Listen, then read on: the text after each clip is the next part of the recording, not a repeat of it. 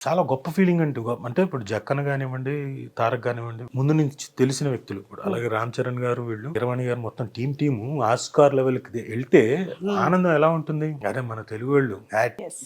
చాలా గ్రేట్ కదా! సో, 'చంద్రబోస్' గారు వాళ్ళందరికీ వాళ్ళకి రావడం. పైగా నేను వర్క్ చేసిన వాళ్ళతో క్లోజ్‌గా ఉన్న వాళ్ళతోటి 'జక్కన్న' ఒక స్టేజ్ నుంచి ఇక్కడ 'శాంతినివాసం' ఆ తర్వాత ఎక్కడ ప్రపంచంలోకి వెళ్ళిపోయి 'Baahubali', 'triple 'Magadheera', 'triple R' ఇవన్నీ తీసుకెళ్లి ప్రపంచం దీని అందరిని మీద పెట్టుకుంటూ వెళ్ళాడు. బడ్జెట్లు అసలు ఏంటి? మనం ఒక వైట ఒకానొక టైంలో ఇంతింత బడ్జెట్లు పెట్టొచ్చు అన్నది లేదుగా, తెలీదుగా. మనకి ఇంత బడ్జెట్లు పెట్టొచ్చు తెలుగు సినిమాకన్నది లేదు గదా! అంత బడ్జెట్లు పెట్టి తీయడం ఏంటి? అది రికవర్ అయ్యేలాగా చూడడం ఏంటి? గొప్ప కదా విషయం. సరే వీళ్ళు ఆ స్థాయికెళ్ళారంటే ఆనందం గదండీ. అలాగే ఇప్పుడు నేను 'తారక్‌తో' కూడా 'స్టూడెంట్ నంబర్ 1' తోటి ఉన్నాను. నేను ఒకానొక రోజున అనుకున్నాం. హ్మ్. ఊరికే ఏదో ఎమోషనల్‌గా ఏదో మాట్లాడుకుంటూ, 'తారక్ నువ్వు గొప్ప స్టార్ అవుతావు. ఒక 17 ఏళ్ల తర్వాత మమ్మల్ని కూడా నువ్వు మర్చిపోయేంత స్టార్ అవ్వాలి. అంత హ్మ్.